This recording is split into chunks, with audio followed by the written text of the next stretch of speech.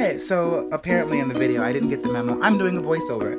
So, this is my makeup tutorial on a look that I did for Facebook. This color right here, it's a liquid eyeshadow and it is in the shade Garnet. I use it in my crease. It is the deepest and darkest color that I'm going to use in this tutorial. But to start off, I started with the NYX Copenhagen palette. You can use any palette that has any neutral toned browns, just as, I guess, a transition or base color to really get that garnet to settle on your face naturally without making you look like a raccoon. Now, I talk for a bit here, so I'm just going to skip along and get into the actual application process, okay? Alright, so here we go. I am showing you the light brown color that I am starting off with before I get into the deeper brown color that is at the top corner. I'm starting in the outer corner of my eye and moving inward to give myself a nice deep effect, I guess. So here we go. Just tap, tap, tap. Make sure you get that excess off. So I'm about to do that right now where I tap. There you go. Yep. Make sure you get all the excess off, and let's start off in the corner of that eye. Get that going. I do that on both eyes. I stay with one color at a time. I don't try to do one eye before the other. I try to do them at the same time. Let's just skip because this is going to take a little bit, okay?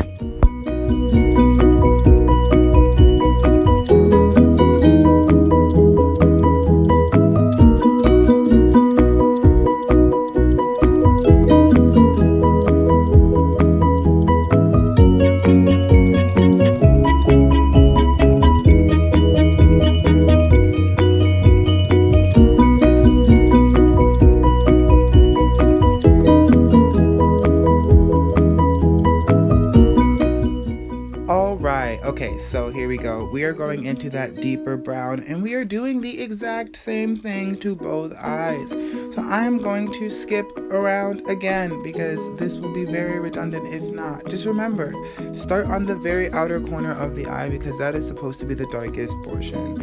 And if you make mistakes like I did, you probably didn't notice, but if you do make mistakes, just make sure that you're doing both eyes at the same time. That way you can modify and one eye won't come out crazier than the other one, okay? So let's skip.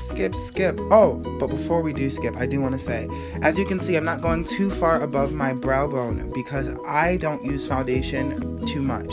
I haven't used foundation in this look, so I didn't do it this time. I am contoured and highlighted just, a bit, but I stay, below my brow bone because I want to give myself a natural highlight, and since I'm doing darker browns, it just gives me a natural highlight for the brow bone. So let's just, go on.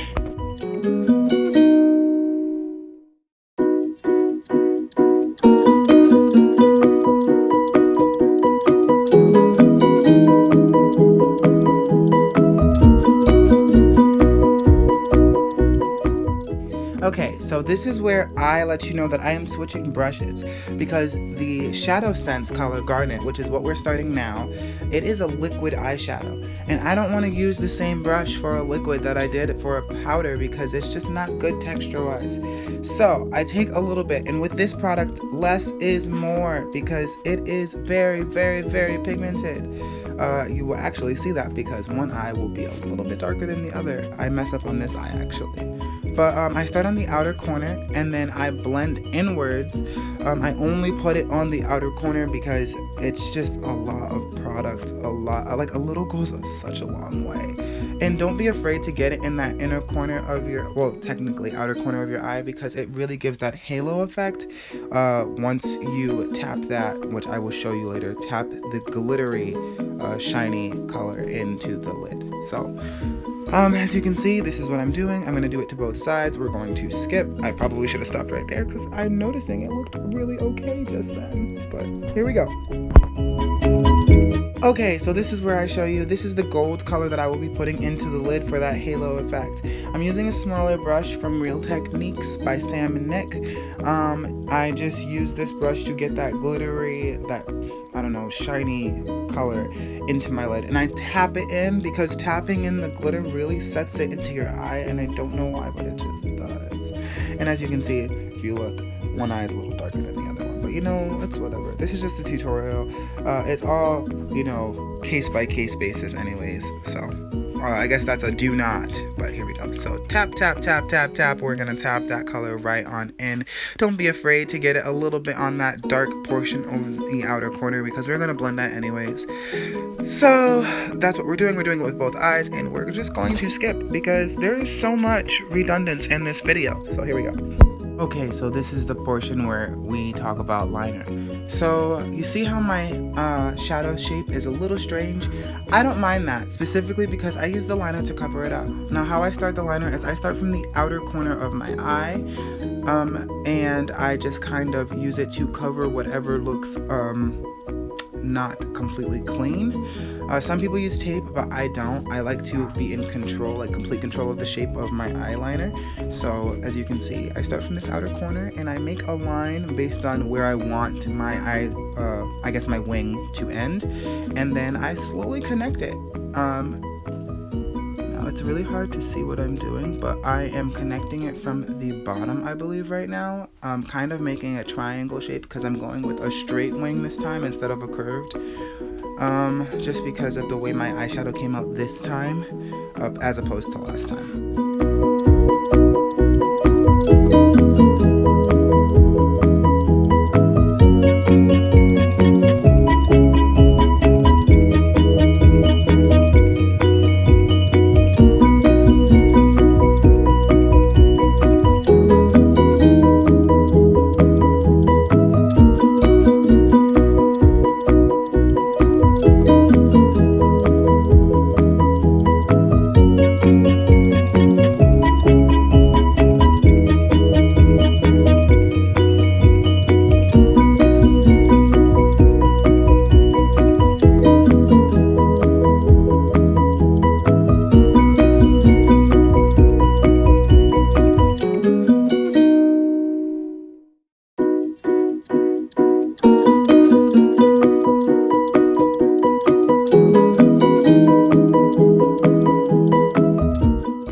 So now we're on to lips. This is an 18-hour smudge-proof, kiss-proof, waterproof lip stain. Now it's not a lipstick, it's a lip stain. The color bonds to your lips, and then you use a gloss to seal it in that is highly moisturizing and exfoliates your lips, so that's pretty cool. So we're starting off with Dawn Rising. It is the lightest shade. The ones that we will be doing are Dawn Rising, Raisin, and Cocoa. So what you want to do is you want to kind of put it across your lip in one fluid motion. I tend to do a couple, even though you're not really supposed to. It just combats streakiness if you do it like with one sweep, but I'm weird, so I just do things weird. So we're putting on Dawn Rising right now. It's a very light tone. I like to start from lightest colors to darkest, just because, like I said, it just transitions easier. So this is Dawn Rising. We'll put that on. I'm gonna do 2 coats of that, then 2 coats of Raisin, and then 2 coats of, well, no, 1 coat of Cocoa, and then I'm gonna top it with Dawn Rising again. So yeah, it's a very pretty color, very light, very, very light, airy. So let's see, I think I should skip this. Basically, the way you apply this though is you want to keep your lips parted. I was trying to talk to you, but I realized I could voice over, so that's a little redundant. But you don't want to talk with this. You want to keep your lips parted, just because when it's drying, it's a little stickier, just because it's bonding to your lips and you don't want to like stick your lips together. So keep your lips open the entire time and just get that done. And we're just gonna layer the colors. I'm going to skip and get to the final product before I put the gloss on. Okay, so here we are applying Cocoa. I do have it sped up a little bit just to get it out of the way. Before we do put the lip gloss on though, I am going to go back into Dawn Rising and just kind of put it in the middle section of my lower lip and top lip just to give it a nice sheen. It just, you know, it's kind of like a little bit of an ombre effect, but less so. Just because that color is so light and pretty. So this is me adding that Dawn Rising to the middle of my bottom lip and then the middle of my top lip, like so. You see how it kind of brightens it up a little bit, opens up my lips. You have to leave that open, and then we're gonna take this matte lip gloss. Yeah, matte lip gloss. Just because it softens your lips and gives you this nice matte and sealed look. So that's what we're doing right now. There we go. And essentially, that's just about the entire look. I do have to do my eyebrows. It's fairly simple. I'm going to go through that really fast, and that will be everything. So here we go. Okay, so here we are. I'm using a angled brush with a spoolie on the end, and I'm using an LA color palette. I literally bought it for $1 from Family Dollar. I'm using the darkest shade because my eyebrows are just very dark. I start from the bottom, and I try to connect the line. What I do also is I try to connect the top line, and then I take the spoolie and I push the color upwards because it gives it a natural looking gradient, and it doesn't kind of, it doesn't make your eyebrows look crazy drawn on or anything. And then I take the angled portion and I just do little upward motions to complete it, and then I go back into my eyebrow and I darken the rest because the outside is supposed to be the darkest. Just make sure you don't overdo the portion that is, closer to the middle of your forehead, because the issue with that is you will end up looking like someone literally chalkboard drew your eyes on and then started to erase them and did not finish. And that is the worst, absolute worst. Like, please treat your brows nice, guys. Treat them nice.